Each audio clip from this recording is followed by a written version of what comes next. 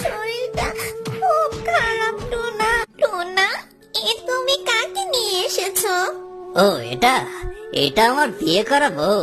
তোমার বউ মানে? আমি তো তোমার বউ। তাহলে এই মেয়েটা তোমার বউ কিভাবে হয় বলো তো? এই খবরদার, কোনো কথা না। তোকে এতদিন ধরে আমি বিয়ে করেছি, আজ পর্যন্ত আমাকে একটা সন্তানের মুখ দেখাতে পারলি না। মুখ পরি কথাকার, তাই আমি ঈশিতাকে বিয়ে করেছি। হো আমাকে এবার সন্তানের মুখ দেখাবে। এখন দাঁড়িয়ে দাঁড়িয়ে না থেকে ভিতরে যা, আমাদের খাওয়া দাওয়ার ব্যবস্থা কর।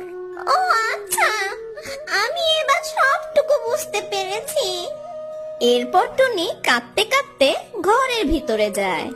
টুনা আর ঈশিতার জন্য ঘর সাজিয়ে দেয়, ফুল দিয়ে সুন্দরভাবে তাদের বিছানা সাজিয়ে দেয়। কিছুক্ষণ পর টুনটুন এক গ্লাস দুধ আর কিছু ফল নিয়ে আসে। টুনটুনকে দেখে ঈশিতা বলে, এই টুনা, ও কেন এসেছে এই ঘরে? আসলে ছোট, বিয়ের পর অনেক নিয়ম কারণ আছে, তাই না? সেগুলোই তোমাকে শিখিয়ে দিতে এসেছি। আর সেই কখন না কখন তোমরা খেয়েছো, তাই তোমাদের জন্য কিছু খাবার নিয়ে এসেছি। তোমার মতন আমাকে ক্ষমা করে দাও টুনা, আজকে আমার শরীরটা খুব খারাপ। টুনা, টুনা, তুমি কাকে নিয়ে এসেছো? ও এটা আমার বিয়ে করা বউ। তোমার বউ মানে? আমি তো তোমার বউ। তাহলে এই মেয়েটা তোমার বউ কিভাবে হয় বলো তো?